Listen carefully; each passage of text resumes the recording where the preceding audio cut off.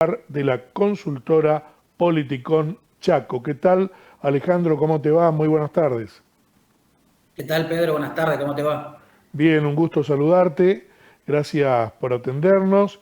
Bueno, queríamos conversar un poco con vos de los números del mes de mayo en la Argentina, esta baja de la inflación que viene acompañada de baja en el consumo también, ¿no? Sí, bueno, estamos viviendo una situación un poco que ya habíamos observado en el año 2024, ¿no? Cuando arrancó este proceso de desinflación, donde efectivamente, bueno, el sistema de precios está mostrando una desaceleración muy importante y que es muy positivo, por supuesto, pero que eso no viene acompañado necesariamente de un proceso de reactivación del consumo, principalmente del consumo de los bienes más básicos, ¿no? Cuando uno analiza los datos vinculados a consumo en lo que va el año, hay dos escenarios muy marcados, ¿no? Lo que son los bienes esenciales, es decir, productos de almacén, bueno, cuestiones vinculadas a la comida y demás, Sí, todavía están mostrando un retroceso, no logran recuperarse, o en los casos que crecen muy poquito, ¿no?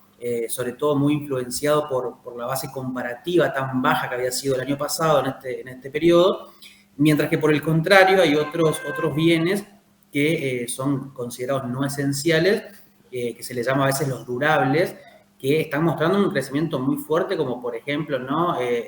Vehículos automotores, como por ejemplo electrodomésticos, etcétera, y que esto de fondo nos muestra un escenario eh, de que las personas que han tenido de alguna manera o que gozan de unos ingresos suficientes obviamente para subsistir, ¿no? Y que le permite cualquier mejora que haya en el escenario económico, aunque sea muy leve, le permite consumir más de lo que consumía antes, se está volcando a los bienes durables. Ahora, esa gente no tuvo problemas de consumo masivo, incluso en la crisis del año pasado, ¿no? Porque eran personas que tenían, afortunadamente, ¿no? Un nivel de ingresos que era relativamente alto.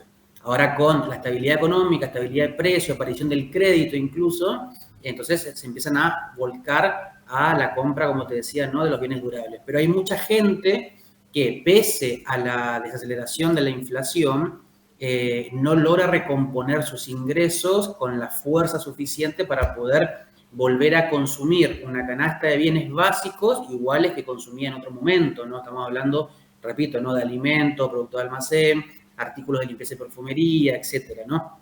De hecho, hace un par de minutos, hace un par de horas atrás, el INDEC dio a difundir el informe de las ventas de supermercados que corresponden sí. al mes de abril, y si bien hay una recuperación, creció 8,9% interanual en términos reales, también creció a nivel mensual.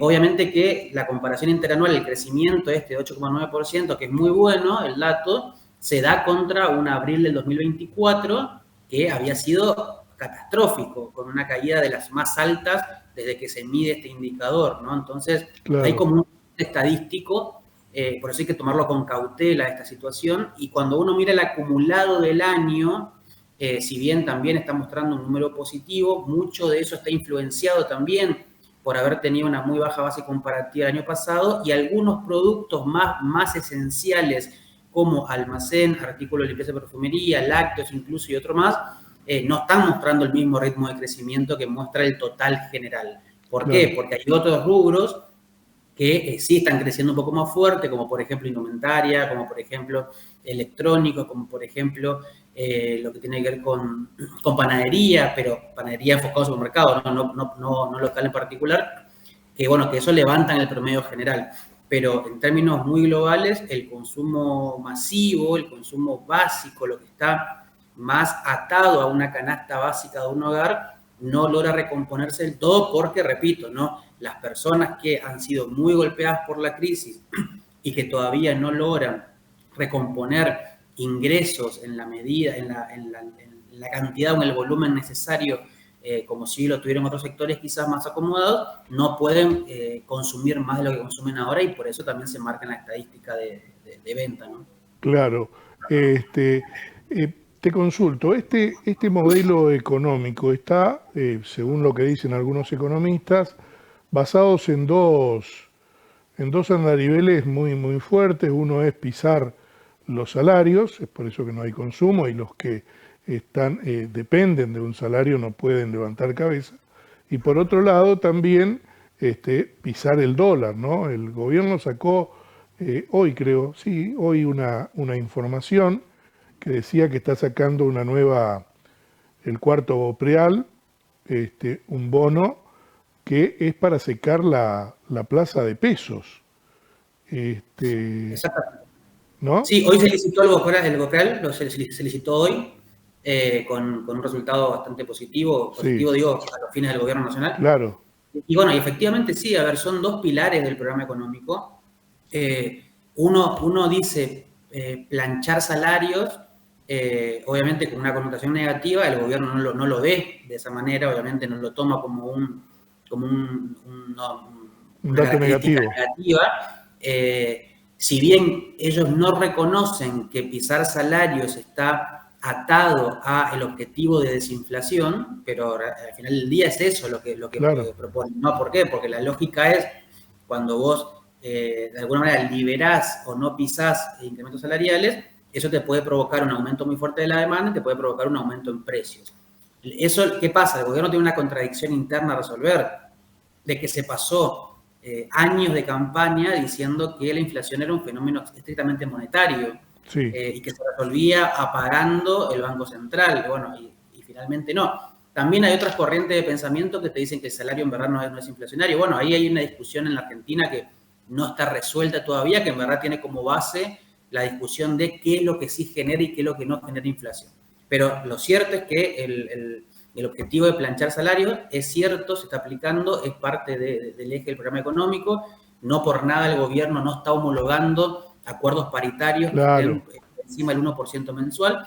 E incluso cuando uno mira las estadísticas de la Secretaría de Trabajo de la Nación, ahí se ve muy bien el desarrollo de los salarios del sector privado formal, por ejemplo, los que son libres de convenio y los que están con convenio colectivo de trabajo, en donde esos últimos, los que tienen convenio, hoy, por ejemplo, están todavía por debajo, en términos reales, de los niveles de noviembre del 23, es decir, aún no recompusieron todo lo claro. que perdieron en la era Milei. Entonces, bueno, ahí se demuestra un poco este programa económico de alguna manera. Y por otro lado, respecto al tipo de cambio, obviamente que tuvimos un año y medio, un poquito menos de gestión con un tipo de cambio administrado, obviamente para pisar el valor del dólar y que eso también no provoque un traslado de precios. Pero con la última decisión, ¿no? Que está vinculado a la salida del cepo allá atrás por abril, la realidad es que hay un esquema de flotación, de libre flotación entre dos bandas, en donde se supone que el Estado Nacional, en este caso el Banco Central, no interviene y por eso te dicen, no, mira, el dólar se está moviendo libremente ahí adentro. Nosotros le ponemos dos paredes, pero se puede mover como quiera dentro de esas dos paredes.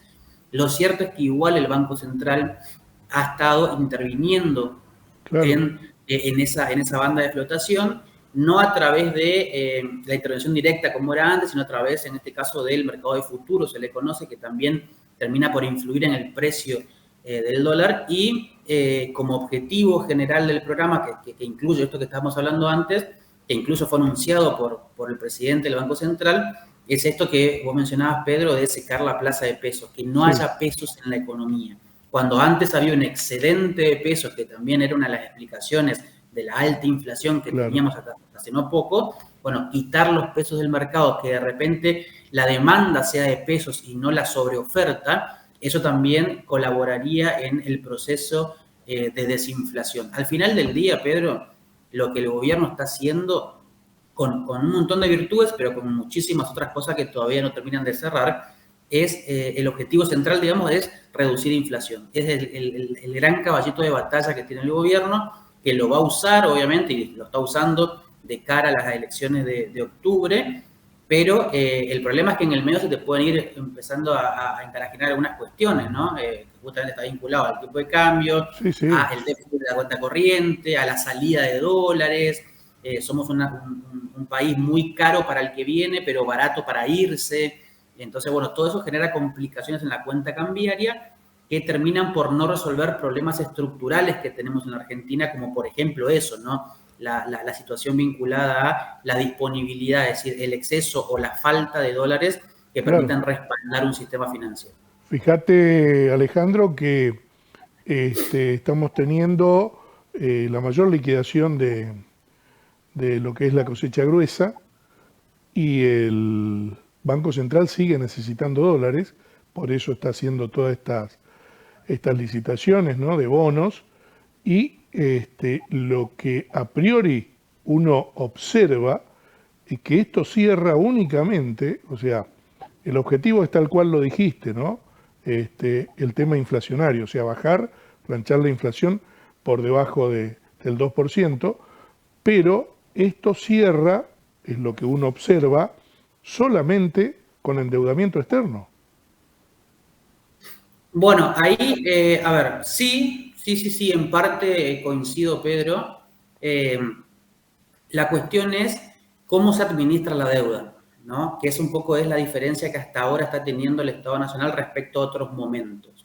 Es cierto que el endeudamiento es un problema todavía, pero hasta hoy, si uno analiza, digamos, de manera muy técnica la composición de la deuda, la realidad es que gran parte de la deuda que se tomó sirvió de manera indirecta mayormente, pero también directa en algún caso, para ir saliendo de otras, sobre todo de la deuda intraestatal y del déficit cuasi fiscal. ¿Qué significa esto? De repente el balance del Banco Central se está saneando cada vez más cuando era algo que ni siquiera lo teníamos en cuenta antes, no era un tema de discusión el problema del Banco Central porque no estaba en agenda pública, ¿no? Sí, sí, Pero eso se fue solucionando, es muy positivo para que justamente el Banco Central se pueda dedicar a hacer la autoridad monetaria y no a ser de alguna manera un prestador del Estado Nacional y todas las cosas que ha pasado durante tanto tiempo que provocaron problemas como por ejemplo las disparadas inflacionarias en algún caso. Entonces, desde ese punto de vista, no es un escenario de endeudamiento como quizá lo hemos visto en el periodo de Macri, que de repente el endeudamiento venía y que después terminaba sirviendo para una salida de capitales. No digo que eso no va a ocurrir, digo que todavía no ocurre. El problema es que, y ahí sí yendo en línea con lo que vos decías, es que la administración de esa deuda estaba bastante bien aplicada hasta hace un par de semanas, donde empezaron a volver a repetir herramientas e instrumentos que ya se usaron, por ejemplo, en el 2018 y que fueron con un resultado bastante complicado, como por ejemplo los famosos capitales golondrina, que te acordarás, Pedro, sí, ¿no? sí, Es decir, de inversores no residentes, que se le ponía antes un plazo de permanencia, por ejemplo, 6 meses, y que ahora se redujo, se quitó ese plazo mínimo de permanencia, por lo tanto puede venir a ser algún tipo de inversión con rentabilidad, como un carry trade y demás cuestiones, y sacar ese capital de vuelta con alta rentabilidad en el corto plazo y secarte a vos la plaza, en este caso de dólares, de 9 pesos. Entonces, el problema es ese que lo estoy observando, ¿no? Te repito y a modo de resumen. Hasta hoy, o hasta hace un par de semanas atrás, la forma en que se administraba la cuestión de la deuda tenía cierto sentido y cierta lógica. No nos gusta, a ningún país del mundo le gusta tener que estar mes a mes haciendo operaciones de crédito público para poder solucionar algún tipo de bache que tengas, pero estaba bastante bien administrado, digamos, iba en línea con un saneamiento de las cuentas públicas y del balance del Banco Central. Ahora, parece ser como que se entusiasmaron, se engolosinaron, digamos, con la recepción del mercado internacional respecto a los títulos argentinos. El caso es el Bonte 30, ¿no? Es el que se colocó hace un par de sí. semanas, también es un caso paradigmático para eso. Entonces, el problema es que si vos empezás a abrir mucho más y a quitar regulaciones, podés caer en el problema que ya caíste en el 2018. El gobierno te dice no, porque las condiciones macro son otras, porque los fundamentos del programa son otras, etcétera, etcétera. Puede ser válida la discusión, pero lo cierto es que los antecedentes no son buenos en acciones y en instrumentos que se están empezando a aplicar ahora. Claro. Entonces, eso realmente puede ser un problema. Y volviendo al inicio de tu pregunta, sí es cierto que el modelo cierra hoy con endeudamiento. Que si las cosas son bien administradas y más o menos la situación macro va saliendo como hay un pronóstico o una proyección, eso debería cortarse en algún momento de manera muy sana, pero no tenemos certeza que eso ocurra, ¿no? Entonces ahí Claro. un poco viene el problema con la incertidumbre. Pero además, Alejandro, hay un dato de la realidad. Dicen que si tiene 4 patas, mueve la cola y ladra es perro. Esta es la misma gente que estuvo hace 5, 7 años en el gobierno.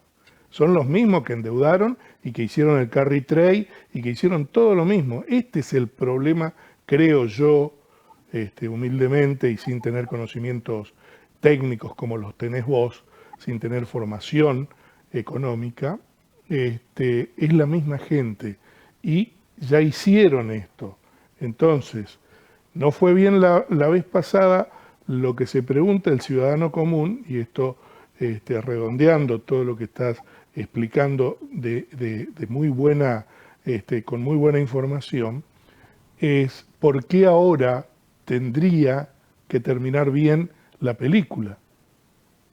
Bueno, ahí la discusión está centrada un poco en lo que te decía antes, ¿no? De cuál es el fundamento del programa. Sí. Es decir, cuáles son los cimientos del programa. Y ahí yo le doy cierta razón a las declaraciones de los funcionarios nacionales respecto a que, a ver, un instrumento o una medida puede ser buena o mala en función de su contexto y no necesariamente por sí misma. Entonces, desde ese punto de vista, yo puedo darle cierto margen de duda o beneficio de la duda respecto a si puede ser redituable, si puede ser beneficioso las medidas en este contexto a diferencia del anterior. Porque es cierto que los fundamentos del programa hoy son distintos. Hoy tenés, por ejemplo, a ver, una regla fiscal Sí. en donde vos defendés a capa y espada el superávit del Estado Nacional. Podemos discutir si eso es beneficioso, si tiene que ser o no sine qua non para un Estado Nacional. Digamos, podemos discutir un montón de esas cosas, pero lo cierto es que existe. Y eso ya de entrada te da ventajas en términos de administración de la deuda pública, en términos de la administración de tu propio programa económico, respecto a una situación donde vos tenías un constante déficit. Entonces, de entrada hay cosas que te dicen que es distinta.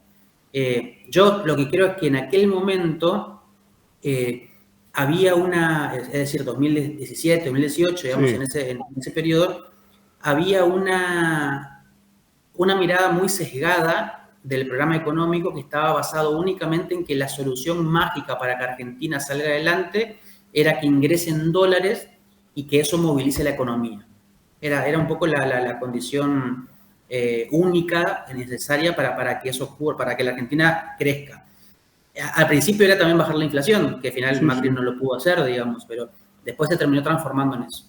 Hoy los fundamentos del programa son otros, en donde la condición sine qua non para crecer es el superávit fiscal, que quizás ponerlo como única condición también es un error, que te puede llevar a problemas, porque también tenemos la cuestión del superávit, ¿a qué costo? ¿No? Entonces, podemos Claro. discutir también eso, pero en términos, digo, de herramientas financieras, creo que la situación es distinta. Pero repito, ¿por qué ahora podría salir bien cuando no salió bien antes? Porque el programa es distinto, sí, cierto. Bien. Ahora, si vos volvés a aplicar herramientas, aún con un contexto distinto, pero que vos sabés que son riesgosas, como los capitales golondrina que recién te decía, que ya fracasó en el 2018 y produjo una correa cambiaria fenomenal, entonces yo tendría un poco más de cuidado y quizás iría por otro lado, en otra línea de acción a los fines del programa económico que tiene este gobierno nacional. Claro. Entonces, en resumen, hay que darle un beneficio de la duda y en algunas cosas sí, porque el escenario, repito, es distinto, pero preocupa que se vuelvan a usar herramientas que quizás no son aptas para un país como la Argentina, pero sobre todo porque hay todavía también desequilibrios macro que hay que resolver. A ver, ¿por qué el carry trade es negocio? Porque el dólar está planchado, si no, no sería negocio. Entonces, ese dólar planchado, ¿qué nos genera? Que sea muy barato para el argentino irse a Miami y gastarse toda la plata, el que la tiene, Sí. pero que sea carísimo para un extranjero que venga. Anda a preguntarle a alguien de Puerto Iguazú si está contento con esto. Yo no estoy hablando ni siquiera de los capitalistas, No, no, de no, los no. grandes tenedores. Anda a preguntarle a la gente de Chapel con Mendoza, de Sí, repente sí, si o les conviene. Bariloche. Exactamente. Entonces, digo, tenés un montón de desajustes todavía que al final del día terminan por poner limitantes o por poner presiones sobre aquellas cuestiones que vos crees que pueden resultar bien. Entonces ahí tenés el riesgo eventualmente de que lo que vos quieras tomar como medida en verdad te genere una situación contraria, que te juegue en contra básicamente y que te tire un poco para abajo el programa de gobierno. Incluso el superávit mismo, si bien hoy Caputo anunció el nuevo superávit en mayo, también sigue siendo débil. Entonces, en general, tu escenario macro todavía tiene cosas muy positivas y hay claras señales de mejora en muchas cosas, que bienvenido sea, pero hay muchas debilidades todavía que son de tipo estructurales. Alguno dirá, bueno, pero un año y medio no puede resolver las cosas que se hicieron en 30 años. Sí, perfecto. El problema es que no repitamos los errores del pasado, aún teniendo un contexto distinto. Así es. Y esto que estás explicando de manera excelente, eh, pega o impacta en forma negativa en las provincias. Fíjate que por primera vez se reunieron todos los gobernadores de diferentes signos políticos para ir a la nación con un reclamo, porque verdaderamente al haber menos consumo, por supuesto, hay menos recaudación, y al haber menos recaudación hay menos coparticipación. Y esto Pero, pega en las cajas provinciales de una manera impresionante. y te agrego otra cosa. No solamente eso que mencionás que afecta a las provincias y por eso están preocupados hoy por la proyección de coparticipación para este año, que cuando nos preguntaban en enero creíamos que iba a ser muy bueno y ahora la situación es distinta, pero también hay otra cosa que atenta contra el federalismo, que es el hecho de que el Estado Nacional tome medidas unilaterales respecto al esquema tributario y que eso impacta de manera directa en las provincias sin ser consultadas. Te Claro, pongo un ejemplo muy breve, ¿no? La Nación reformó un esquema bajo el cual se retenía el IVA a los importadores. Podemos discutir en otro encuentro si eso es bueno o malo para el importador y cómo impacta la actividad económica. Perfecto, podemos discutirlo. El tema es que los gobernadores un día se levantaron, alguien de su equipo abrió el boletín oficial y se enteraron de que iban a tener menos recursos por IVA, claro. porque cambió el esquema recaudatorio, en este caso vía retenciones. Entonces, casos como esos hay muchos, en donde los gobernadores no tienen hoy, no tienen un poder de decisión, ni siquiera un canal de comunicación con la nación para que le informen, che, vamos a ir por este camino, fíjate que va a impactar en la recaudación de IVA o de otros impuestos y por ende te va a impactar a vos en lo que reciba de coparticipación. Eso por un lado. Y en segundo lugar, las provincias, si bien yo creo que lo tienen bastante claro ya a esta altura, no dejan de insistir y está muy bien que así sea, con cuál es el posicionamiento de la nación en la relación con las provincias, que actualmente rompe con todo, ni siquiera espíritu federal, te digo, sino rompe con la normativa federal. Sí, ¿Por qué? Vos le preguntás hoy a Milei, a Caputo o a cualquiera que está en el Estado Nacional, y para ellos la nación existe por sobre todas las cosas y la provincia es básicamente lo más parecido a un lastre que tenés y que lo único que te trae es problema. Cuando, a claro, ver, la nación argentina nació de las provincias, son originarias de la nación. claro. Y por ende, la Constitución Nacional le otorga facultades delegadas por las provincias al Estado Nacional para hacer esto. Entonces, hoy no puede Milei decir, no, yo la obra pública no le voy a financiar porque Eso depende de las tendría que provincias. financiarla por sí mismo. Y además, bueno, perfecto, vos querés que provincia financie, bárbaro. Reformemos todo el esquema tributario, te quitamos las facultades delegadas por Constitución, que a partir de ahora todo lo que se genera en una provincia quede todo y que la nación solamente recaude, por ejemplo, de los puertos y nada más que eso. Claro, A ver qué hace Milei con eso. Entonces, no se trata únicamente de ver quién tiene la culpa, si este gasta más, gasta menos. Más allá de esa va la discusión. Pasa por cómo volvemos a reconfigurar una relación Estado-provincia que sea de la más armoniosa posible, sin que la nación sea la que tiene el látigo y la billetera y sin tampoco que las provincias sean de alguna manera independientes o secesionistas al respecto, claro. ¿no? Fíjate que ahora está bastante normalizado, pero a esta altura del año pasado, entre febrero y abril, que fue el conflicto con Chubut y demás, la relación Estado Nacional y provincias era, o sea, volvió a los niveles de 1820, cuando no había Estado Sí, Nacional. sí, sí, A ese sí, nivel había vuelto. sí, Entonces, tenemos un gobierno altamente centralista y repito, no únicamente porque castiga a los gobernadores díscolos, sino porque ignora a las provincias como actoras centrales del mapa económico y político, naturalmente, de la Argentina. Y eso es peor todavía. Vos sabés que esa es la palabra, ignora a las provincias. Y hasta yo te diría que ignora qué le compete a las provincias y qué le compete a la nación. El otro día lo escuché decir al ministro de Economía, Luis Caputo, que el problema de las rutas era un problema de las provincias y que estaban por licitar todos los corredores para que se hagan cargo cuando no hay, o sea, todas las rutas nacionales no están concesionadas en toda su extensión. O sea, es un desconocimiento y una ignorancia, tal Pero cual lo decís, de desconocer, ¿no? Cómo está armado todo esto. sí, y ahí hay un agravante al respecto, de que Caputo quizás lo puede ignorar, que espero que no, porque es el ministro, Sí, o lo puede omitir a los fines de su comentario. Los fondos que se usan para el mantenimiento de las rutas nacionales vienen de una serie de impuestos específicos. Es decir, cuando Arca recauda, por ejemplo, una parte del impuesto a los combustibles que pagás vos, que pago yo cuando cargamos nafta, eso tiene que ir una partecita a un fondo en donde se destina ese dinero al mantenimiento de rutas nacionales. Entonces, lo que Caputo no dice respecto de eso es que la nación tiene ese dinero con un fin específico por el cual se recaudó y que tiene que usarlo para eso. Y si no quiere hacerlo, perfecto, no hay ningún problema, esa plata tiene que ir de vuelta a las provincias y no quedarse en el Tesoro Nacional. así es. Esa es otra demostración del centralismo que tiene este gobierno, porque cree que plata que ingresa es plata que es propia.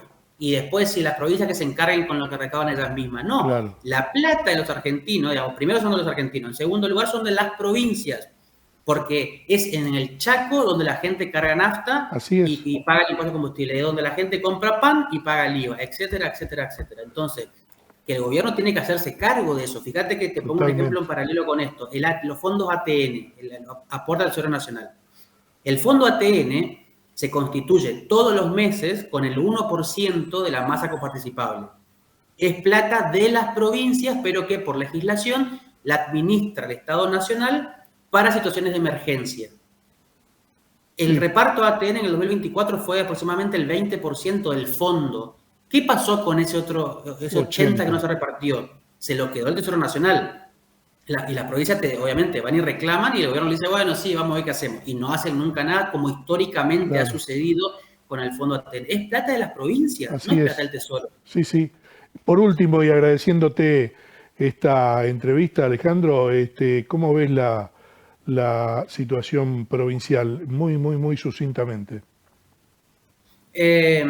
Está complicada, o sea, hasta ahora está siendo administrada, no hay un periodo, no hay un proceso, mejor dicho, de crisis que esté por explotar, eso no existe, pero sí hay una preocupación para el mediano y largo plazo, porque hay un recorte de ingresos, obviamente el gasto del Estado es muy importante, es muy alto, y la no mejora en ingresos, obviamente lo que te genera es un limitante en hacia dónde llevas adelante el gasto público.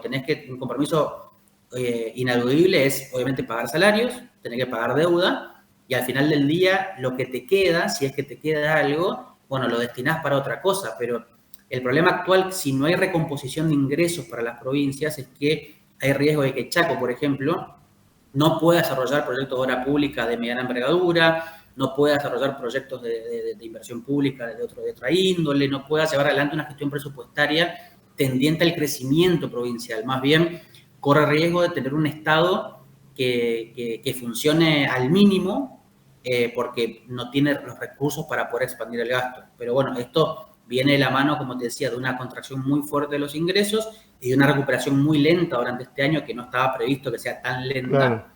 Y también tiene obviamente un peso el servicio de deuda pública que es muy importante, ¿no? Y te quita margen de acción, pero que tenés que cumplirlos porque no tenés forma no hay otra. Ni tampoco de reestructurarlos todavía. Alejandro Pegoraro, te agradezco muchísimo esta entrevista, muy buena desde el punto de vista de aprender una serie de variables y de cuestiones cómo está conformada la economía argentina.